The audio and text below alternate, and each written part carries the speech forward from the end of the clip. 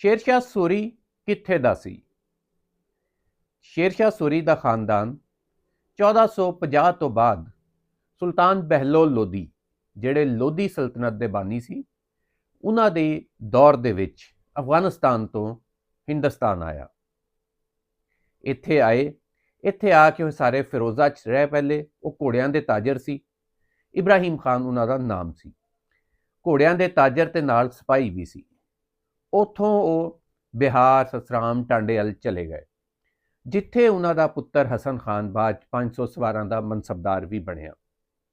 ਤੇ ਜਨਾਬ ਸ਼ੇਰਸ਼ਾਹ ਸੂਰੀ ਸਾਹਿਬ ਸਨ 1470 ਤੋਂ 80 ਦੇ ਦਹਾਕੇ ਦੇ ਵਿੱਚ ਬਿਹਾਰ 'ਚ ਹੀ ਜੰਮੇ। ਜੀ ਹਾਂ, ਯਾਨੀ 1451 ਦੇ ਵਿੱਚ ਉਹਨਾਂ ਦਾ ਖਾਨਦਾਨ ਇੱਥੇ ਆਂਦਾ ਤੇ ਉਹ ਤੋਂ ਕੋਈ 20-22 ਸਾਲ ਬਾਅਦ ਸ਼ੇਰਸ਼ਾਹ ਸੂਰੀ ਦਾ ਜਨਮ ਹੁੰਦਾ। 20-25 ਸਾਲ ਦੇ ਵਿੱਚ ਬੰਦਾ ਕਿੰਨਾ ਕੁ ਮਕਾਮੀ ਬਣ ਜਾਂਦਾ, ਇਹ ਸਵਾਲ ਤੁਹਾਡੇ ਤੇ ਛੱਡਦਾ ਮੈਂ। ਬਹਰਹਾਲ ਉਹਨਾਂ ਦੇ ਦਾਦਾ ਜੀ ਇੱਥੇ ਆਏ ਸੀ ਤੇ ਜਿਹੜੇ ਸ਼ੇਰਸ਼ਾਹ ਸੂਰੀ ਸੀ ਇਹ 1470 ਦੇ ਦਹਾਕੇ 'ਚ ਬਿਹਾਰ 'ਚ ਸਸਰਾਮ 'ਚ ਜੰਮੇ। ਤੇ ਉਸ ਤੋਂ ਬਾਅਦ ਮੁਗਲ ਫੌਜ ਦੇ ਵਿੱਚ ਪਹਿਲੇ ਲੋਧੀਆਂ ਦੇ ਨਾਲ, ਜ਼ਾਹਰੀ ਗੱਲ ਆ, ਉਹਨਾਂ ਦੇ ਮਨਸਬਦਾਰ ਸੀ, ਉਹਨਾਂ ਦੀ ਫੌਜ ਸ਼ਾਮਲ ਸੀ। ਜਦੋਂ ਇੱਥੇ ਜ਼ਹੀਰੁੱਦੀਨ ਬਾਬਰ ਨੇ ਆ ਕੇ ਕਬਜ਼ਾ ਕੀਤਾ ਤੇ ਸੁਲਤਾਨ ਇਬਰਾਹੀਮ ਲੋਧੀ ਨੂੰ ਹਰਾਇਆ ਪਾਣੀਪਤ ਦੇ ਮੈਦਾਨ 'ਚ, ਤੇ ਉਸ ਤੋਂ ਬਾਅਦ ਇਹ ਮੁਗਲਾਂ ਦੀ ਫੌਜ ਸ਼ਾਮਲ ਹੋ ਗਏ। ਮੁਗਲਾਂ ਦੇ ਨਾਲ ਰਹੇ ਤੇ 1540 ਦੇ ਵਿੱਚ ਜਾ ਕੇ ਲੜਦੇ ਹੋਏ ਉਹਨਾਂ ਦੇ ਖਿਲਾਫ ਆਪਣੀ ਫੌਜ ਬਣਾ ਕੇ, ਬਗਾਵਤ ਕਰਕੇ ਆਪਣੀ ਸਲਤਨਤ ਕਾਇਮ ਕਰਨ 'ਚ ਕਾਮਯਾਬ ਹੋ ਗਏ। ਉਦੋਂ ਬਾਬਰ ਦਾ ਦੌਰ ਨਹੀਂ ਸੀ, ਉਦੋਂ ਨਸੀਰੁੱਦੀਨ ਹਮਾਯੂ ਸੀ। ਨਹੀਂ, ਇਹ ਹੈ ਟੋਟਲ ਕਹਾਣੀ ਸੂਰੀ ਖਾਨਦਾਨ ਦੀ। ਤੇ ਸੂਰੀ ਖਾਨਦਾਨ ਦੀ ਜਿਹੜੀ ਹਿਜਰਤ ਸੀ, ਜਿਹੜਾ ਉਹਨਾਂ ਦਾ ਇੱਥੇ ਹਿੰਦੁਸਤਾਨ 'ਚ ਆਣਾ ਸੀ, ਉਹ ਖਾਲਿਸਤਾਨ ਮੁਆਸ਼ੀ ਮਸਾਇਲ ਦੀ ਵਜ੍ਹਾ ਤੋਂ ਸੀ। ਤੇ ਦੂਜੇ ਪਾਸੇ ਸੁਲਤਾਨ ਬਹਿਲੋਲ ਲੋਧੀ ਨੂੰ ਆਪਣੇ ਵਾਸਤੇ ਫੌਜ ਦੇ ਵਿੱਚ ਅਫਗਾਨੀ ਸਵਾਰਾਂ ਦੀ ਵੀ ਜ਼ਰੂਰਤ ਸੀ, ਕਿਉਂਕਿ ਜ਼ਾਹਰੀ ਗੱਲ ਆ ਉਹ ਵੀ ਬਾਹਰੋਂ ਆਏ ਸੀ ਤੇ ਉਹਨਾਂ ਨੇ ਆਪਣੇ ਹਿਸਾਬ ਨਾਲ ਇੱਥੇ ਫੌਜ ਜਿਹੜੀ ਸੀ ਤਸ਼ਕੀਲ ਦੇਣੀ ਸੀ। ਇਹ ਇੱਕ ਬੜਾ ਵੱਡੀ ਮਿੱਥ ਹੈ, ਇਹਦੇ ਉੱਤੇ ਬਾਅਦ ਕਿਸੇ ਟਾਈਮ ਗੱਲ ਕਰਾਂਗੇ ਕਿ ਜਿਹੜੀ ਇੱਥੇ ਇਸਲਾਮੀ ਸਲਤਨਤ ਚੱਲੀ ਆ ਰਹੀ ਸੀ ਖਾਨਦਾਨੇ ਗੁਲਾਮਾਂ ਦੇ ਦੌਰ ਤੋਂ। ਜ਼ਾਹਰੀ ਗੱਲ ਹੈ ਸੁਲਤਾਨ ਕੁਤਬੁੱਦੀਨ ਐਬਕ ਜਿਹੜਾ ਇੱਥੇ ਦੀ ਸਬ ਕੰਟੀਨੈਂਟ ਦੀ ਜਿਹੜੀ ਇਸਲਾਮਿਕ ਸਟੇਟ ਹੈ ਉਹਦਾ ਬਾਨੀ ਸੀ।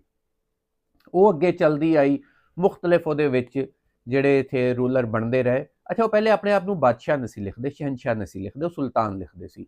ਔਰ ਸੁਲਤਾਨ ਦਾ ਲਕਬ ਐਸਾ ਜਿਹੜਾ ਆਲਮੋਸਟ ਪੂਰੀ ਇਸਲਾਮੀ ਦੁਨੀਆ ਦੇ ਵਿੱਚ ਜਿੱਥੇ ਵੀ ਹੁਕਮਰਾਨ ਹੁੰਦੇ ਸੀ ਖਲੀਫਾ ਤੋਂ ਇਲਾਵਾ, ਜ਼ਾਹਿਰ ਖਿਲਾਫਤ ਜਿਹੜਾ ਸੀ ਉਹ ਇੱਕ ਮਰਕਜ਼ੀ ਹੁਕੂਮਤ ਸੀ ਤੇ ਉਹਨਾਂ ਦੇ ਕੋਲੋਂ ਸਨਦ ਲੈਣੀ ਹਰ ਬੰਦਾ ਜ਼ਰੂਰੀ ਸਮਝਦਾ ਸੀ। ਜਿੱਦਾਂ ਅੱਜ ਕੱਲ੍ਹ ਪੀਰਾਂ ਦੇ ਕੋਲੋਂ ਖਿਲਾਫਤ ਲੈ ਲੈਂਦੇ ਆ ਲੋਕ, ਤੇ ਜਿਹੜਾ ਜ਼ਿਆਦਾ ਖਿਦਮਤਗੁਜ਼ਾਰ ਹੁੰਦਾ ਵਾ ਉਹਨੂੰ ਖਿਲਾਫਤ ਮਿਲ ਜਾਂਦੀ ਆ। ਕੁਛ ਅਹਿਲ ਵੀ ਹੁੰਦੇ ਆ, ਕੋਈ ਨਜ਼ਰਾਨੇ ਦੇ ਕੇ ਵੀ ਲੈ ਲੈਂਦੇ ਆ। ਤੇ ਐਵੇਂ ਜਿਹੜਾ ਵੀ ਹੁਕਮਰਾਨ ਬਣਦਾ ਸੀ ਮੁਸਲਮਾਨ, ਉਹ ਅਮੂਮਨ ਉਹਨਾਂ ਦੇ ਕੋਲੋਂ ਖਿਲਾਫਤ ਬਗਦਾਦ ਤੋਂ, ਜ਼ਾਹਰੀ ਗੱਲ ਹੈ ਉਸ ਟਾਈਮ ਬਗਦਾਦ ਵਾਲੀ ਖਿਲਾਫਤ ਚੱਲ ਰਹੀ ਸੀ, ਬਾਅਦ ਚੋਂ ਇਹ ਇਸਤੰਬੁਲ ਮੁੰਤਕਿਲ ਹੋ ਗਈ, ਖਿਲਾਫਤ ਉਸਮਾਨੀਆ ਕੋ ਚਲੀ ਗਈ। ਤੇ ਉਹਨਾਂ ਦੇ ਕੋਲੋਂ ਆਪਣੇ ਲਈ ਇੱਕ ਸਨਦ ਲੈਂਦਾ ਹੁੰਦਾ ਸੀ, ਆਪਣੇ ਲਈ ਲਕਬ ਲੈਂਦਾ ਹੁੰਦਾ ਸੀ। ਜਿਵੇਂ ਸੁਲਤਾਨ ਮਹਿਮੂਦ ਗਜ਼ਨਵੀ ਨੇ ਯਮੀਨ ਦੌਲਾ ਦਾ ਲਕਬ ਲਿਆ ਹੋਇਆ ਸੀ ਉਹਨਾਂ ਦੇ ਕੋਲੋਂ। ਯਮੀਨ ਦੌਲਾ ਯਾਨੀ ਸੱਜੀ ਬਾਂਹ ਜਿਹੜੀ ਸੀਗੀ ਖਿਲਾਫਤ ਦੀ, ਉਹ ਇਹ ਬਣੇ ਹੋਏ ਸੀ।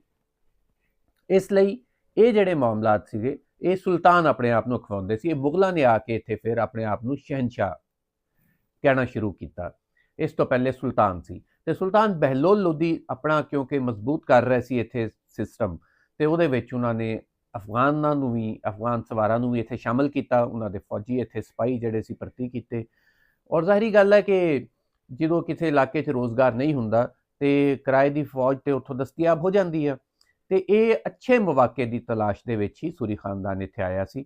ਇਹ ਇੱਕ ਅਲੱਗਾ ਗੱਲ ਕਿ ਬਾਅਦ ਦੇ ਵਿੱਚ ਉਹ ਤਰੱਕੀ ਕਰਦੇ ਹੋਏ, ਮਿਹਨਤ ਕਰਦੇ ਹੋਏ, ਇਹਦੇ 'ਚ ਕੋਈ ਸ਼ੱਕ ਵਾਲੀ ਗੱਲ ਨਹੀਂ ਹੈ। ਇਹ ਗੱਲ ਤਸਲੀਮ ਕਰਨੀ ਚਾਹੀਦੀ ਸਾਰਿਆਂ ਨੂੰ ਕਿ ਇੱਕ ਬੰਦਾ ਜਿਹੜਾ 500 ਸਵਾਰਾਂ ਦੇ ਮਨਸਬਦਾਰ ਦਾ ਪੁੱਤਰ ਹੋਵੇ ਜਾਂ ਇੱਕ ਸਿਪਾਹੀ ਦਾ ਪੋਤਾ ਹੋਵੇ, ਉਹ ਤਰੱਕੀ ਕਰਦੇ ਕਰਦੇ ਆਪਣੇ ਨਾਲ ਫੌਜ ਰਲਾਉਂਦੇ ਹੋਏ, ਲੜਦੇ ਹੋਏ, ਝਗੜਦੇ ਹੋਏ ਇੱਕ ਪੂਰੀ ਜਿਹੜੀ ਸਲਤਨਤ ਆ ਉਹਦੇ ਉੱਤੇ ਕਬਜ਼ਾ ਕਰ ਲਵੇ। ਇਹ ਉਹਦੀਆਂ ਸਲਾਹੀਅਤਾਂ ਦਾ ਇਤਰਾਫ ਕਰਨਾ ਚਾਹੀਦਾ ਸਾਰਿਆਂ ਨੂੰ, ਅਸੀਂ ਵੀ ਕਰਦੇ ਹਾਂ, ਕਿ ਉਹ ਵਾਕਈ ਬਾਸਲਾਹੀਅਤ ਸੀ ਕਿ ਜਿਹਨੇ ਇੱਕ ਛੋਟੇ ਜਿਹੇ ਲੈਵਲ ਤੋਂ ਉੱਠ ਕੇ ਜਾ ਕੇ ਇੱਕ ਸਲਤਨਤ ਦਾ ਪੂਰਾ ਬਾਦਸ਼ਾਹ ਬਣ ਗਿਆ। ਤੇ ਇਹ ਇੱਕ ਕਹਾਣੀ ਸੀ ਪੂਰੀ ਸ਼ੇਰਸ਼ਾਹ ਸੂਰੀ ਦੀ, ਉਹਨਾਂ ਦੇ ਖਾਨਦਾਨ ਦੀ, ਕਿ ਉਹ ਕਿਵੇਂ ਆਇਆ। ਅੱਛਾ, ਫਿਰ ਜਿਹੜੀਆਂ ਸਲਤਨਤਾਂ ਐਵੇਂ ਲਈਆਂ ਜਾਂਦੀਆਂ ਵਾ ਉਹ ਮੁੱਕਦੀਆਂ ਵੀ ਐਵੇਂ ਹੀ ਆ। 5 ਸਾਲ ਆਪ ਰਹੇ, ਅੱਗੋਂ ਫਿਰ ਪੁੱਤਰ ਆ ਗਿਆ ਤੇ ਪੁੱਤਰ ਦੇ ਕੋਲੋਂ ਫਿਰ ਹਮਾਯੂੰ ਨੇ ਆ ਕੇ ਸਲਤਨਤ ਜਿਹੜੀ ਸੀ ਵਾਪਸ ਖੋ ਲਈ। ਤੇ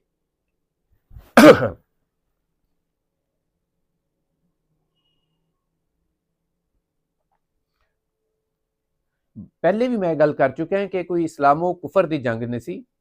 ਇਹ ਦੋਵੇਂ ਮੁਸਲਮਾਨ ਸੀ, ਦੋਵੇਂ ਬਾਹਰੋਂ ਆਏ ਹੋਏ ਸੀ, ਹਮਾਯੂੰ ਵੀ ਤੇ ਦੂਜੇ ਪਾਸੇ ਸ਼ੇਰ ਸ਼ਾਹ ਸੂਰੀ ਵੀ।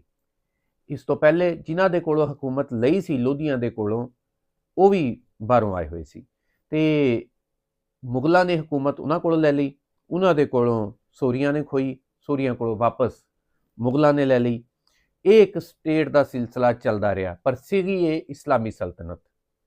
ਇਹ ਇੱਕ ਮੁਸਲਿਮ ਸਲਤਨਤ ਸੀਗੀ ਜਿਹਦੇ ਵਿੱਚ ਅੱਗੇ ਪਿੱਛੇ ਮੁਖਤਲਿਫ ਬਾਦਸ਼ਾਹ ਜਿਹੜੇ ਸੀ ਉਹ ਬਣਦੇ ਰਹੇ, ਮੁਖਤਲਿਫ ਹੁਕਮਰਾਨ ਆਉਂਦੇ ਰਹੇ।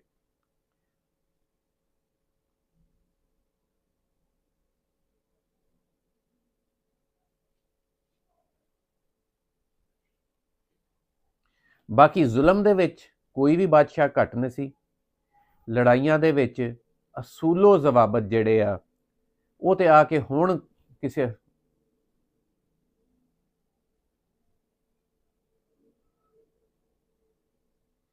ਬਹਰਹਾਲ ਇੱਕ ਗੱਲ ਕਲੀਅਰ ਆ ਕਿ ਇੱਥੇ ਮਕਾਮੀ ਦੇ ਹਿਸਾਬ ਨਾਲ ਜੇ ਗੱਲ ਹੁੰਦੀ ਆ, ਜੇ ਦੇਖਿਆ ਜਾਵੇ ਤੇ ਜਦੋਂ ਇਹ ਆਏ ਆ ਬਾਹਰੋਂ, ਜ਼ਹੀਰੁੱਦੀਨ ਬਾਬਰ ਹੁਣੀ ਜਾਂ ਸੋਰੀ ਹੁਣੀ, ਜਿਹੜੇ ਗੱਖੜ ਸੀ ਉਹ ਇਸ ਤੋਂ ਬਹੁਤ ਪਹਿਲੇ ਇੱਥੇ ਮੌਜੂਦ ਸੀ। ਉਹ ਇੱਥੇ ਸਦੀਆਂ ਤੋਂ ਰਹਿ ਰਹੇ ਸੀ, ਇੱਥੇ ਦੇ ਸਦੀਆਂ ਤੋਂ ਵਾਸੀ ਸੀ। ਇਸ ਲਈ ਉਹਨਾਂ ਨੂੰ ਜੇ ਧਰਤੀ ਦੇ ਹਿਸਾਬ ਨਾਲ ਕਿਸੇ ਨੂੰ ਦੇਖਣਾ ਵਾ ਤੇ ਉਹ ਯਕੀਨਨ ਗੱਖੜ ਉਹਦੇ ਵਿੱਚ ਅੱਗੇ ਰਹਿੰਦੇ